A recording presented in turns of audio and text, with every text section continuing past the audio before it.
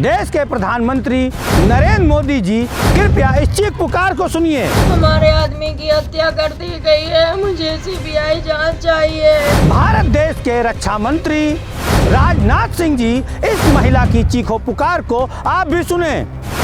Postmortem दोबारा होना चाहिए। कानपुर में अपराधियों के खिलाफ तत्काल कार्रवाई होनी चाहिए। नमस्कार दोस्तों, मैं कमलेश फाइटर आज ऐसी खबर लेकर आपके सामने हाजिर हूं जिस खबर को देखने के बाद पूरा देश सोचने पर मजबूर हो जाएगा कि हमारे देश की सरहदों की रक्षा करने वाले जवानों के साथ भी अब अत्याचार और उत्पीड़न जैसी बातें होने लगी हैं।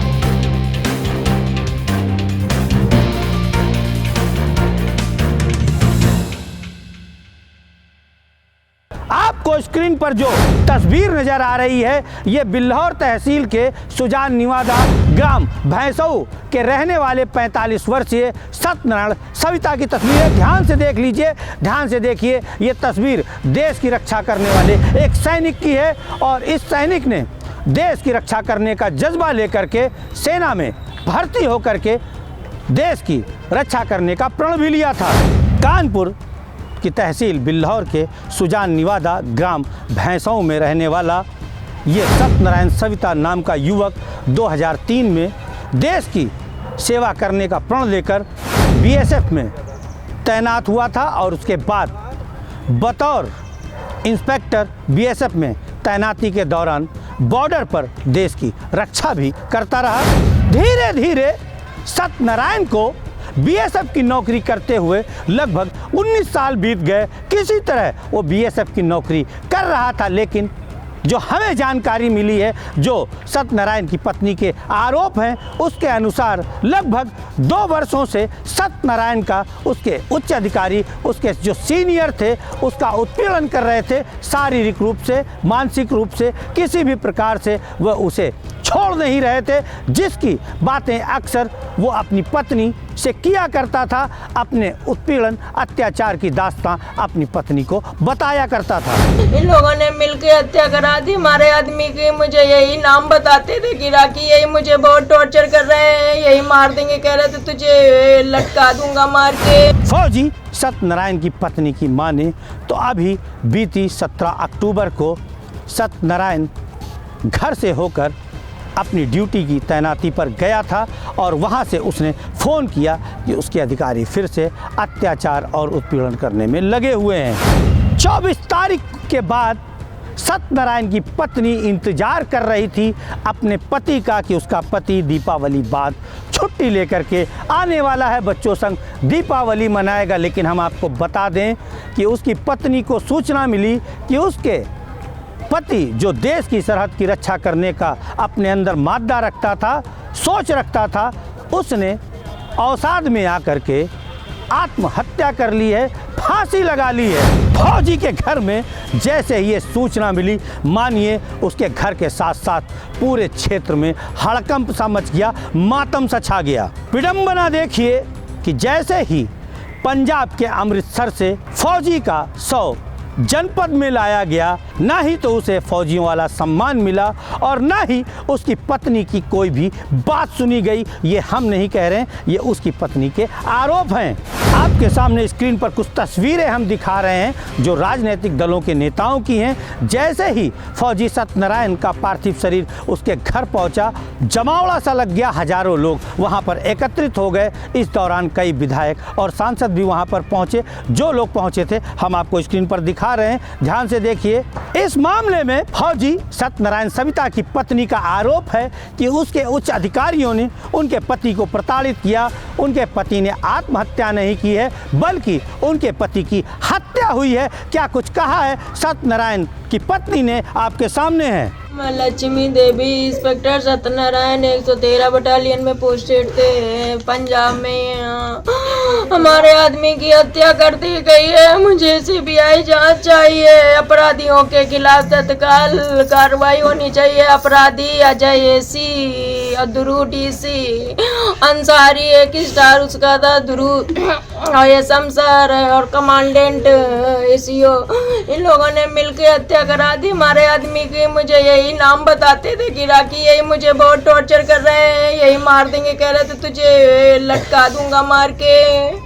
पोस्टमार्टम दोबारा होना चाहिए कानपुर में, शहीद का इन्हें सम्मान मिलना चाहिए और एक व्यक्ति को नौकरी मिलना चाहिए। हमारे डीएम महोदय हमें लिखित में दे ये सब अपराधियों के खिलाफ तत्काल कार्रवाई होनी चाहिए। और कह रहे हैं कि ये तुम अगर नाम तुम्हारी मैडम बताएगी, ये मुझे बता रहे थे, तो मैं 6 लोगों को मार दूंगा, इनके माता पिता और बच्चे बीबी सब मार दूंगा अगर नाम ओपन करेंगी तो। कह रहे थे मेरे यहाँ तक कानपुर तक पहुँचे। तो सुना आपने क्या कुछ गंभीर आरोप लगाए हैं फौजी की पत्नी ने।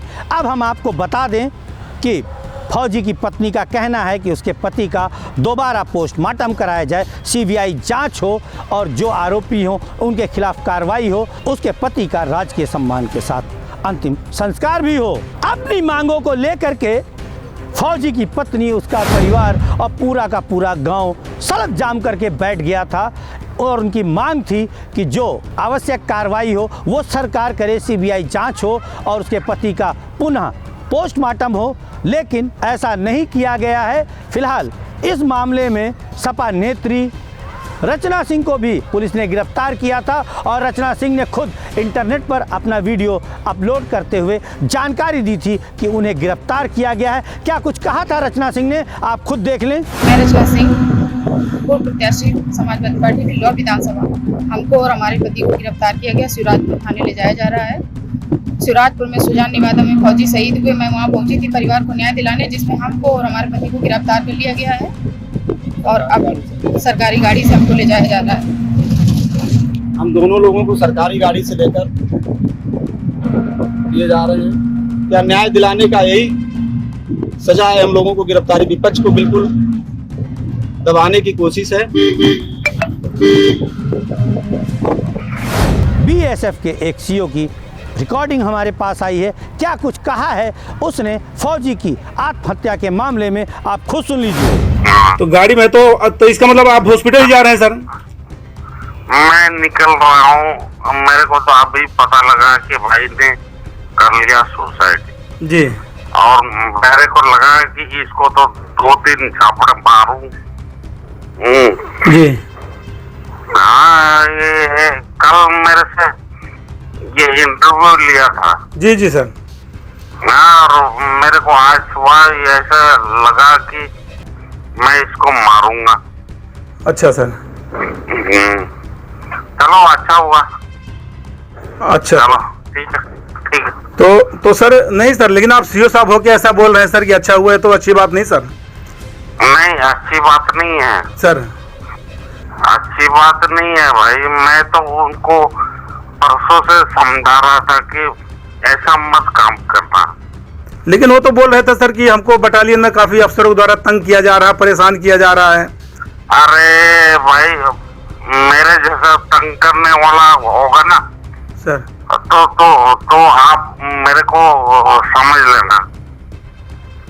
मैं जिसको तंग करता हूँ ना जी, तो तुम समझ लेना कि मैं किस तरह का आदमी हूँ। तो सुना आपने क्या कुछ कह रहा था फौजी का सीनियर अफसर जो सीओ की रैंक पर है। हमें तो लग रहा है कि वो नशे में था, लेकिन उसका उद्देश्य क्या था इन बातों को कहने का, ये तो जांच का विषय है। कारण ये है कि ये देश की सरहदों की रक्षा करने वाले अधिकारी हैं, इनकी अलग जांच एजेंसी होती है। इसके साथ साथ अगर सरकार चाहे, केंद्र सरकार चाहे, रक्षा मंत्रालय चाहे या यूपी सरकार चाहे, तो इस मामले में सीबीआई जांच भी हो सकती है। लेकिन क्या कुछ होगा ये तो आने वाला समय बताएगा। फिलहाल जो फौजी की पत्नी है वो हमारी सरकारों से, देश की सरकार से, प्रदेश की सरकार से, राजनेताओं से सिर्फ और सिर्फ इंसाफ की गुहार लगा रही है। उसका कहना है कि इस मामले में सीबीआई जांच होनी चाहिए। फिलहाल अगर ऐसा कुछ अपडेट आएगा तो हम आपको ज़रूर दिखाएंगे। लेते हैं विदा, मिलेंगे फिर किसी अन्य नई खबर पर। तब तक के लिए नमस्कार।